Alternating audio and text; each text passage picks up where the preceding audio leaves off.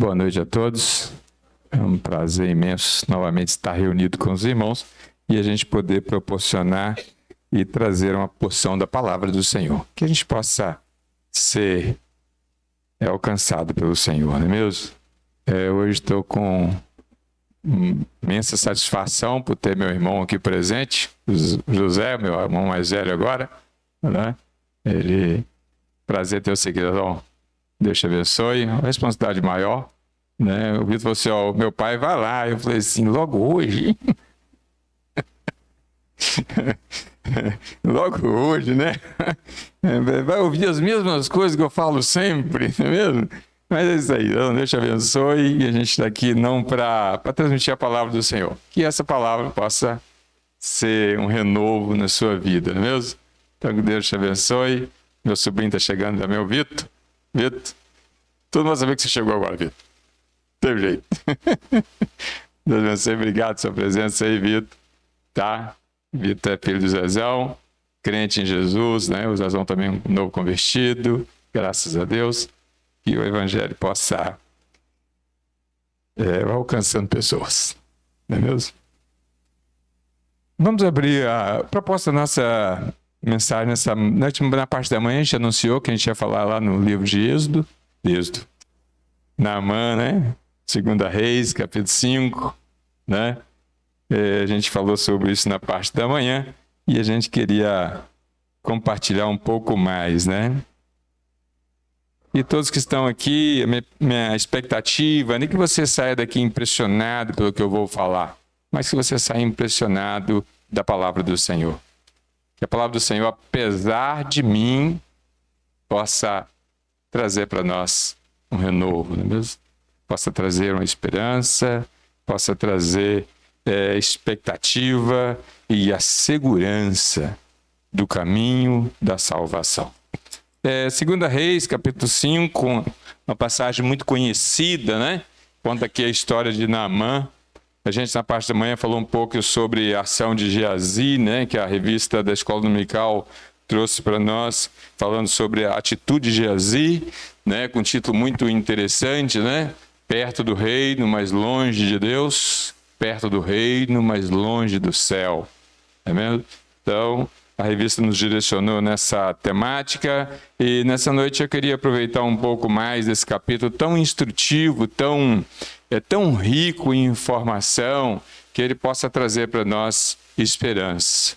Não é mesmo? Os fatos bíblicos, os relatos bíblicos são todos relatados num cunho de trazer para nós experiência que a gente possa aprender com a experiência de outras pessoas. Eu digo sempre aqui que existem 3 tipos de pessoas: aquele que é ignorante, e aquele que é sábio, e aquele que é inteligente. O ignorante, geralmente, é aquele que erra, mas ele não aprende com seus próprios erros, né? O inteligente é aquele que erra, mas aprende. E o sábio é aquele que aprende com os erros dos outros.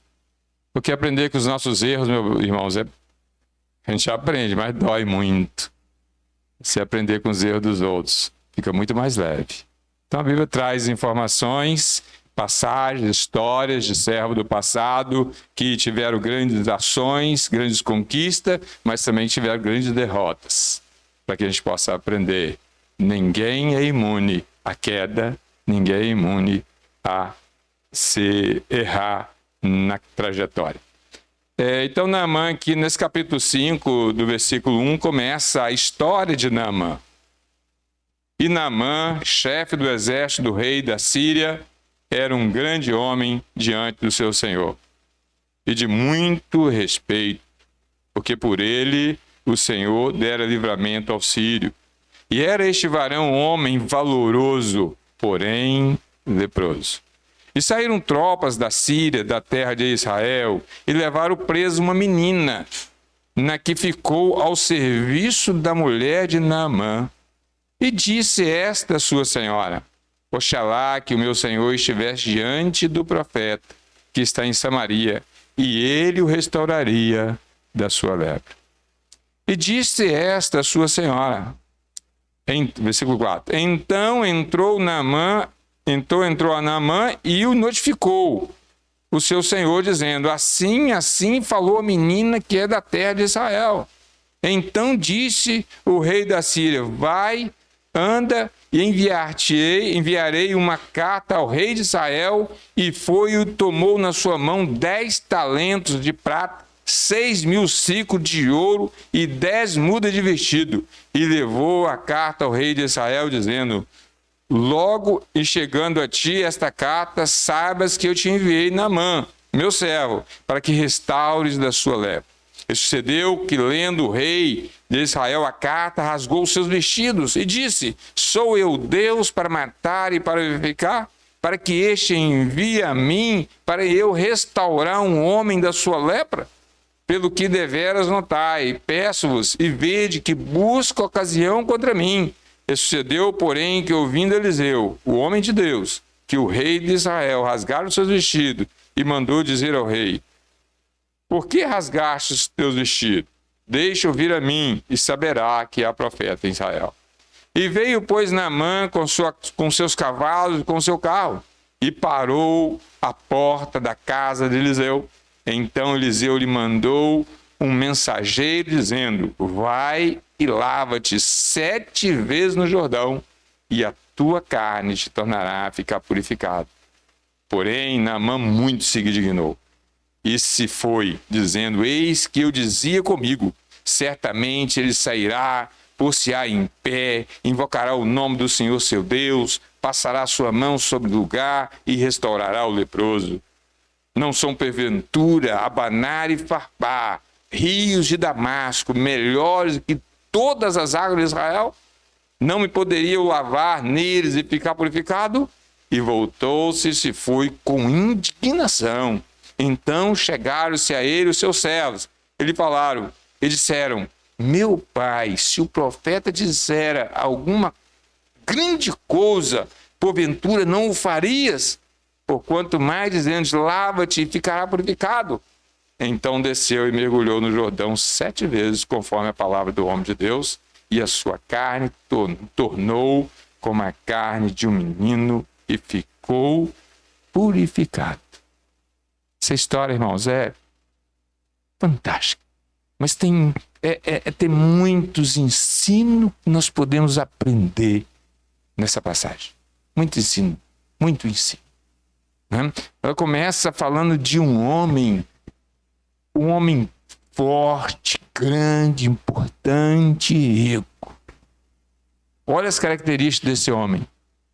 Um vencedor, mas porém leproso.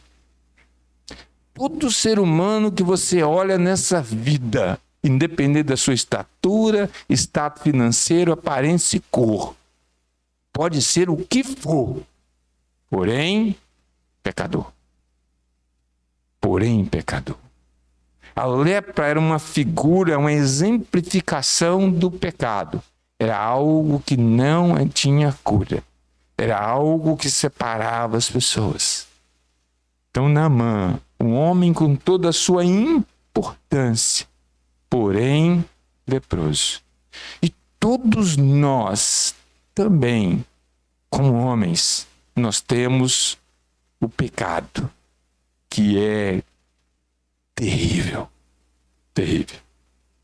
Por causa disso que Jesus, ele vai pagar o preço da nossa redenção, Nós somos comprados por um bom preço, a redenção do Senhor. Eu gosto muito, né? Do Salmo 116. Que darei eu, Senhor? Que darei eu, Senhor, por todos os benefícios que me tem feito? Só tem uma coisa que eu posso fazer, é tomar o cálice da salvação.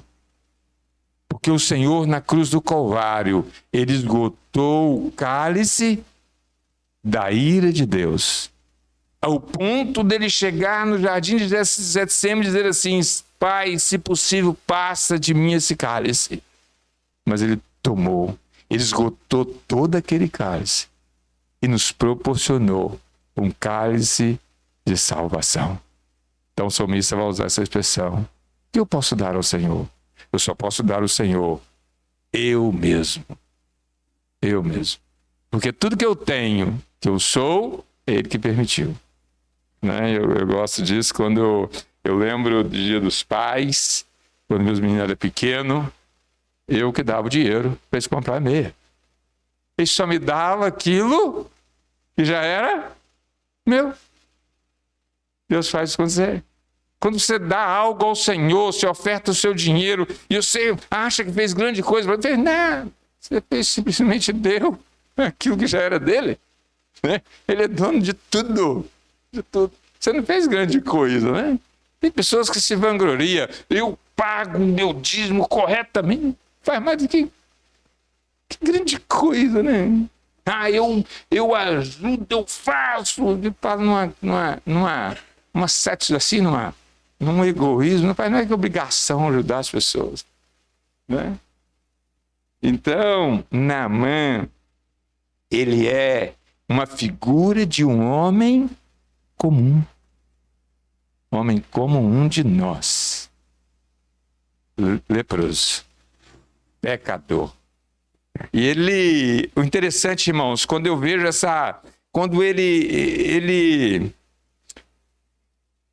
a menina, hoje eu falei de manhã uma coisa que a irmã Maria trouxe a memória da irmã Maria. Ela não está aqui hoje, agora à noite, já teve de manhã. É uma história de vida dela. Essa menina, olha só, alguém bem resolvido, que sabe quem é e sabe em quem crê. Essa menina, ela foi levada como escrava. Olha só o versículo, olha essa menina. Ó. E saíram tropas da Síria e da terra de Israel e levaram presa uma menina.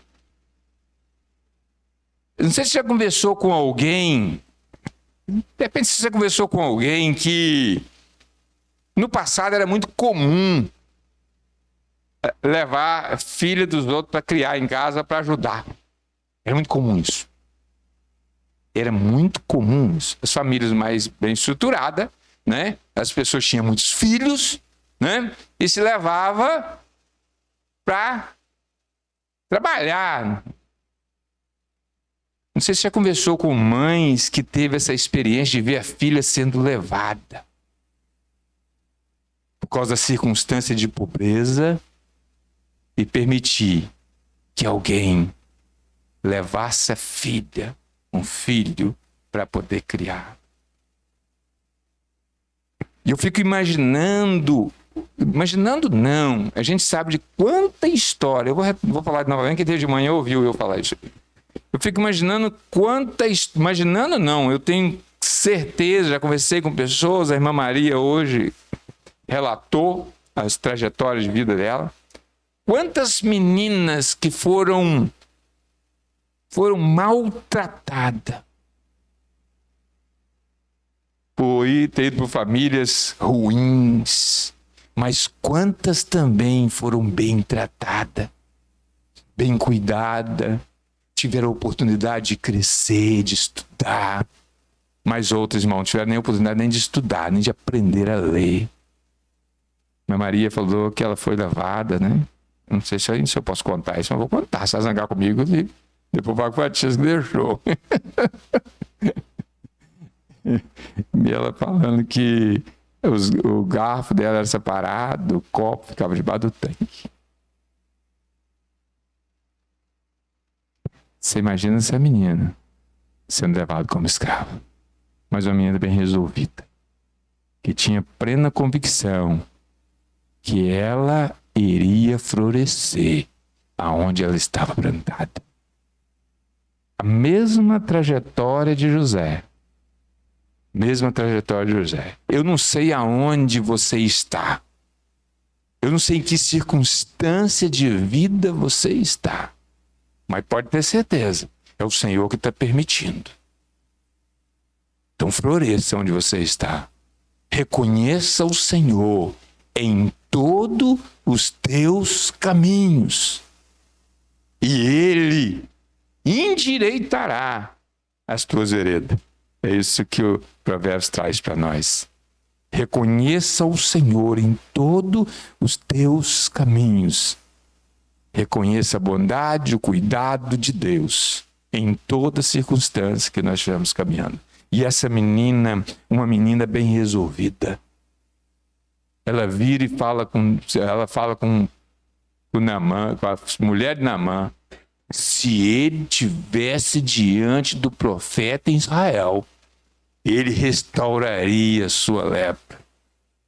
O que você passa na nossa mente quando alguém faz uma maldade com a gente? O que passa na nossa mente? Eu lembro um dia, eu já contei, vou contar de novo isso aqui também. Eu estava indo para casa, chegando uma retazinha lá perto de cá, ali depois da rushando, chegar ali no São Mateus ali, né? Aí tinha um carro encostado, eu fui para uma contramão para passar pelo carro, né? E vi um outro carro de lá. Só que eu cheguei na frente, então eu abri para passar. Eu cheguei na frente, abri para passar, uma coisa simples, o cara maneirou o carro, eu passei. Quando eu passei, rapaz, o cara deu um gritão, velho. Seu filho da... Eu falei, meu Deus do céu. Que passa na mente de uma hora dessa, hein? Aí depois eu recuei e falei assim: será que conheceu minha mãe? Minha mãe, as pessoas tão boas. Eu não acredito que a minha mãe era isso. E eu falando com a Alessandra, estava eu Alessandra no carro. Que passa, né? Me dá vontade de esfregar a cara do cara no asfalto, né? Uma coisa tão assim, né? Tão assim, simples, rapaz. Então você vê essa menina aqui, mesmo diante dos seus algozes, ela ainda traz uma palavra de salvação. Mesmo diante dos seus carrascos. Ela podia ter falado assim: vai morrer de lepra. Mas você, o cara era chefe, o cara que invadiu Israel, dominou Israel, levou a menina cativa, levou a menina como escrava, né? Então, ela vai e fala: Israel, se ele estivesse na frente do profeta, por causa disso que quando o Eliseu ouve falar que Naamã está lá, que Eliseu fala a mesma coisa. Fala com ele para ele vir até mim, porque ele vai saber que tem profeta em Israel. Porque a menina falou isso com ele lá. Só que ele chegou no negócio, ele não foi procurar o profeta, ele foi procurar o rei. Ele foi direto no rei, o rei ficou louco, ele está procurando ocasião para me matar. Né? Porque Israel era subjugado pelos assírios naquele momento. Né? Eles estavam debaixo de um jugo ali. Né? Então, ele vai procurando um motivo para me matar. Sou eu Deus para poder curar. E o interessante aqui, irmão, um pouquinho antes a gente pulou aqui, é a quantidade de coisas que ele leva. A quantidade de coisas que ele leva. Ele leva aproximadamente 40 quilos de prata e 90 quilos de ouro. Fazendo um cálculo aqui dessa quantidade de 6.000 ciclos de ouro. Quanto custa um milagre? Quanto custa um milagre? Mas o milagre é algo que não pode ser vendido e não pode ser comprado. Mas eu vejo hoje, no meio da cristandade, pessoas vendendo algo que não pode ser vendido e pessoas tentando comprar algo que não pode ser comprado. Eu vejo o comércio da fé. Geazi, eu falei pela manhã aqui, é representação desse comércio da fé. Geazi vai atrás para poder receber o grande milagre que ele recebeu. Então, o milagre, irmãos, não tem preço. Mas Naamã era um religioso. Ele tinha na cultura se ofertasse a oferta certa, Deus ia retribuir. Porque é assim que funciona. Oferta a quantidade certa. Você tem que acertar a oferta, a quantidade de oferta, que Deus vai retribuir. É um Deus é um Deus que comercializa o seu poder. Eu não acredito nesse Deus. Eu acredito no Deus da bondade, um Deus de misericórdia, um Deus que dá sem a gente merecer. É um Deus que não dá aquilo que a gente merece. É a palavra misericórdia e graça. Misericórdia e graça é os dois lados de uma mesma moeda. Misericórdia é quando Deus não nos dá aquilo que a gente merece. Graça é aquilo que eu recebo sem merecer. Isso é graça, irmãos. Então, essas duas palavras, ela tem uma profundidade e uma colocação muito grande. Então, é um Deus que não se compra. Ele leva a carta, e ele vai até lá, e o rei reclama. E ele chega diante da casa de Eliseu. Olha só que fantástico. Um cara importante. O que a gente faz quando chega alguém importante na nossa casa? A gente não sabe nem onde bota a mão. Por causa disso que Paulo, ele vai falar em Filipenses, né? Ele diz uma palavra assim, diz assim, cada um considere o outro superior a si mesmo. Porque quando eu considero, irmãos, alguém superior a mim, eu trato essa pessoa melhor. Eu trato essa pessoa melhor. Agora, se eu considero essa pessoa inferior a mim, eu não vou tratar ele bem. Mas saiba que todo ser humano, ele é valioso, importante, independente da condição financeira, independente da cor, raça e sexo. Todos são valiosos, importante para o Senhor. Porque Cristo morreu não só para os bons, mas ele morreu por todos. Todos recebem o mesmo valor da regeneração e da resgate do Senhor pago na cruz do Calvário. Então, chega esse homem importante na casa do Naamã. Você imagina chegando na minha casa, né? Não sei quem que você acha que é importante. Você imagina essa pessoa chegando na sua casa. Eu não sei o quanto você gosta do Lula, eu não sei o quanto você gosta do Bolsonaro. Você imagina a pessoa dessa chegando na sua casa. Um cara importante desse. Né? Que alvoroço. Mas Eliseu, sabe o que Eliseu faz?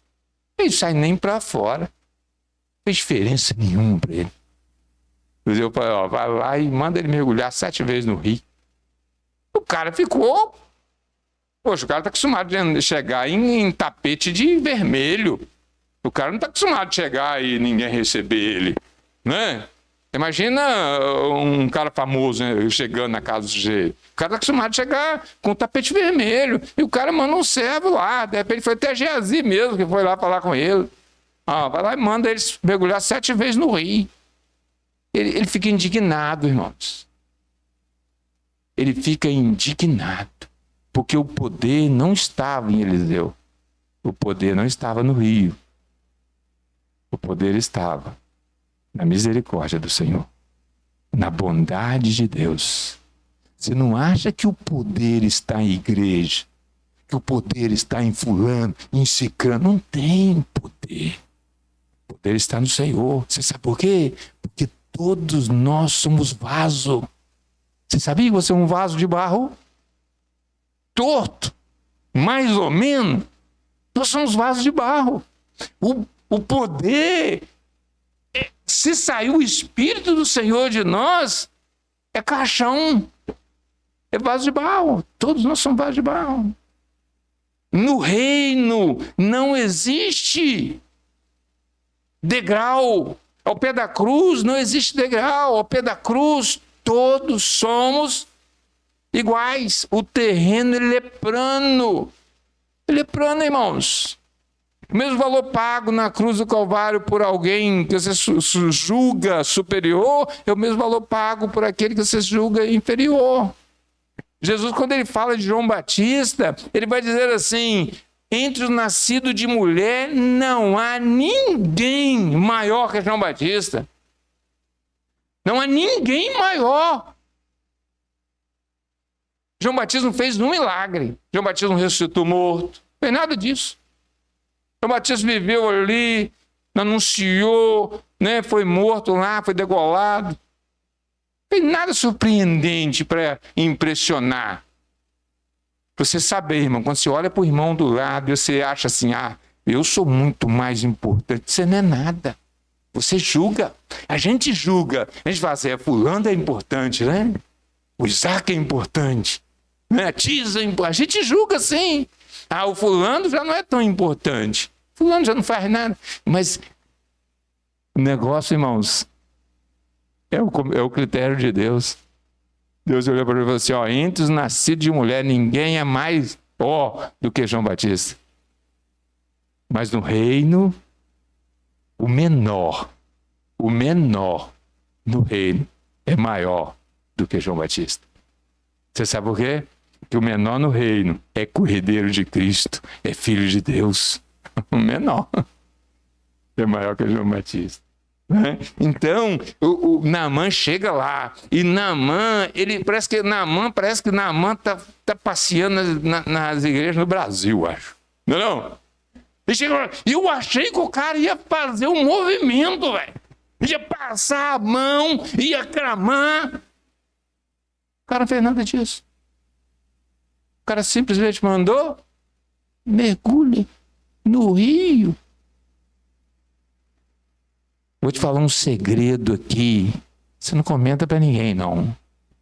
Deus atende aqueles que batalham em oração, mas Ele atende aqueles que descansam em oração. Segredo, tá, irmãos?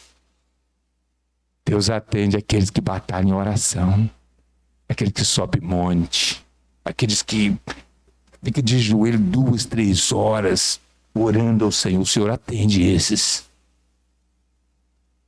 Mas o Senhor atende aqueles que descansam em oração, aqueles que entram para o conforto do seu quarto, com o ar-condicionado ligado, e oram ao Senhor. Nesse calor, a gente fica dentro do quarto, em casa. Deus atende esse. Deus atende aqueles que sobem monte, irmãos. Passa a madrugada orando. Deus atende as pessoas. Você pode ter certeza, tá? Mas Ele atende aqueles que descansam em oração. Você pode ter certeza. Que o poder não está na oração. O poder está a quem nós dirigimos a oração. O poder está na bondade de Deus. O poder está na misericórdia dEle. O poder está no amor dEle por cada um de nós. Então, Naamã recebe essa notícia. Vai lá e mergulha 7 vezes no rio. O rio Jordão é uma exemplificação de Jesus Cristo. É uma exemplificação de Jesus Cristo, irmãos. Né? Então ele vai lá e mergulha 7 vezes no rio. E ele não era 5 vezes. Eu fico imaginando Naamã, aquele homem, porque a lepra é terrível, irmão. A lepra, eu vou passar um vídeo depois ali, vai dar uma noção, né? Vídeo de Naamã. A lepra era terrível. A lepra deforma o corpo. A lepra transmite mau cheiro. A lepra é terrível. Então imagina aquele homem importante na beira do rio, tirando as suas roupas para mergulhar no rio. E ele poder expor para todos aqueles ali as suas feridas. Mas ele precisou de fazer isso 7 vezes. 5 não adiantava. 4, 6. Tinha que ser 7 vezes. Num rio a qual ele mesmo julgava sujo. Ele julgava sujo. O Senhor atende a gente mesmo na nossa incredulidade. O Senhor atende mesmo na incredulidade, irmãos. A incredulidade, o Senhor conhece cada partícula nossa. Ele sabe que a gente necessita e precisa. Ele sabe que nós somos pó. Ele nos conhece independente da nossa incredulidade. Não, olha só uma frase, decora, presta atenção nessa frase. Não precisamos mudar para ser amados por Deus. Mas podemos mudar porque Deus nos ama. O amor de Deus, ele pode nos contagiar a mudança. Então nós não precisamos de mudar para ser amado por Deus, mas nós podemos mudar porque Deus nos ama. Né? Nós não precisamos orar, mas nós podemos orar. Nós não precisamos contribuir, mas nós podemos contribuir.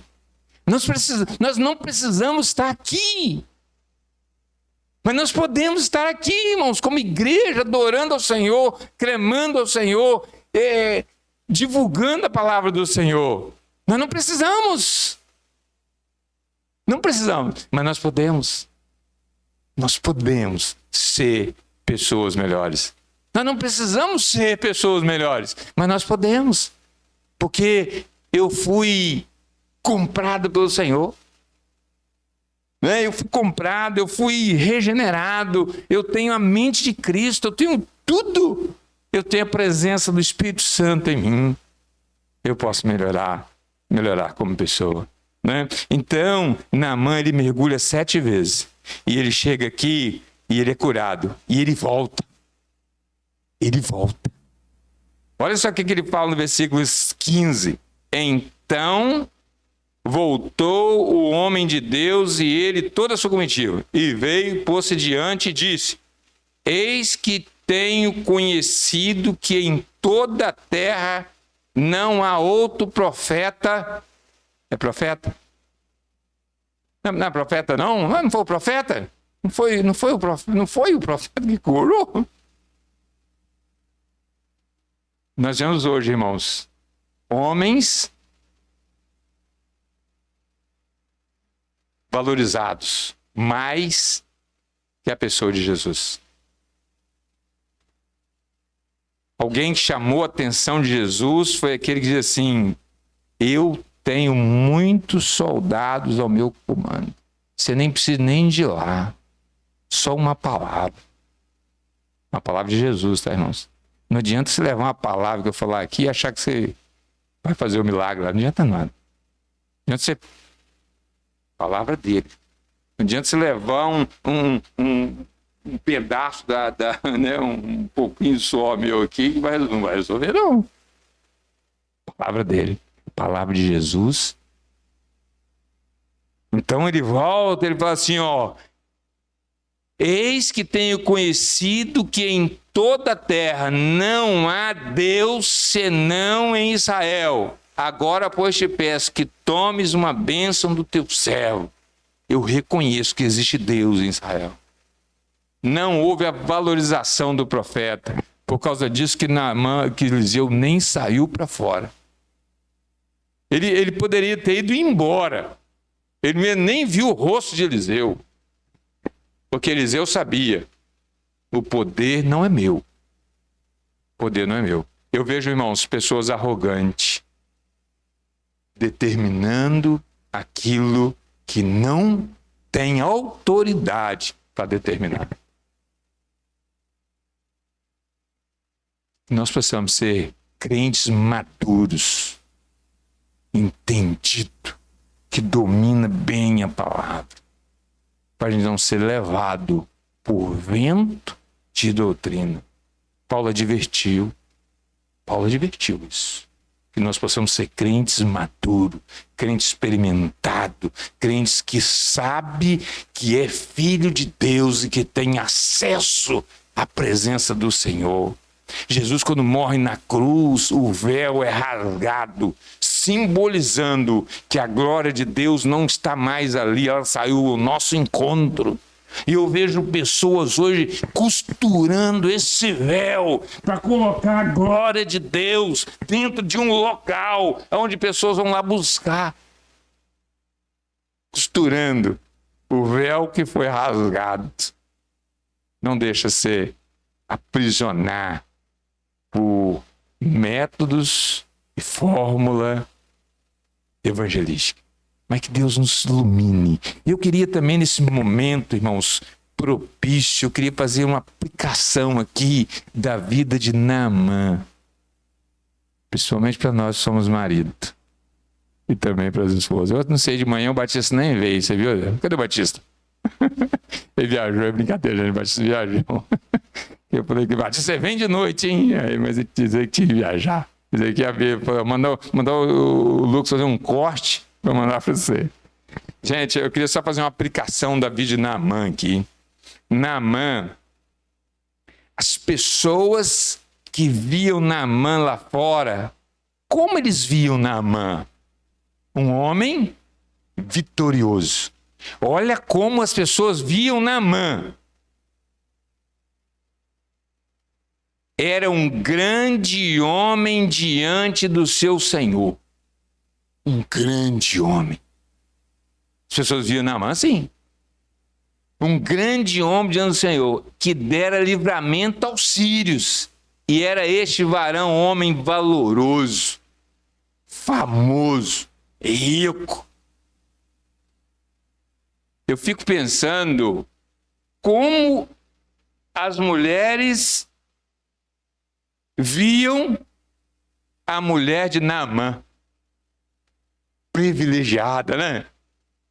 Que mulher de sorte, velho. Casar com um homem desse. Eu fico imaginando como vive a mulher do Neymar. O cara ganha 10 milhões, mais de 10 milhões por mês. Eu fico imaginando, sabe? Como vive a mulher do Lula. Um cartão ilimitado. Estou criticando não, tá, irmãos? Porque não é crítica. Nós estamos falando de pessoas em evidência. Como vive, né? Fico imaginando como as mulheres ficavam de inveja da mulher de Naamã. Mas as pessoas viam a mulher de Naamã. Viam Naamã. As pessoas viram como Naamã um homem respeitado, né? Importante. Mas eles não sabiam da intimidade. A mulher de Naamã dormia com o leproso. Ela dormia com o leproso.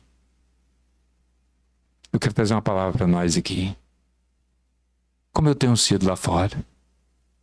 Será que eu tenho sido Naamã lá fora e tenho sido um leproso em casa? Para a gente pensar. A gente pensar, né? Que as nossas esposas possam ter essa percepção. Estar dormindo com um homem regenerado pelo Senhor. Salvo pelo Senhor. De contrapartida, as esposas aqui também possam ter essa mesma sabedoria da mulher de Naamã. Porque às vezes as esposas às vezes não nos ajudam a não ser leproso em casa. Que as esposas também possam ter sabedoria, tá? Dar uma autovalorização aos seus maridos, para que eles possam ser bem-sucedidos, não só lá fora, mas sejam bem-sucedidos em casa também, como homens de Deus, como salvo pelo Senhor.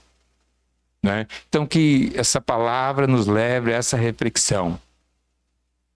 Leve a reflexão. Que vocês, mulheres, possam trazer informação precisa da regeneração, como ela fez. O servo, o profeta, pode regenerar. Que as mulheres sejam sábias para ter essa atitude. E vocês e nós, como marido, possamos ter essa expectativa. Não ser simplesmente um Naamã importante lá fora, mas que possamos ser também um homem importante dentro do nosso lar. Que Deus nos fortaleça e nos dê cada dia sabedoria para vivermos, para honrar e glorificar o nome do Senhor. Que nós possamos crer no Senhor Jesus e possamos entregar e descansar nele. Descansar. Entrega o teu caminho, Senhor, e Ele tudo fará. Amém.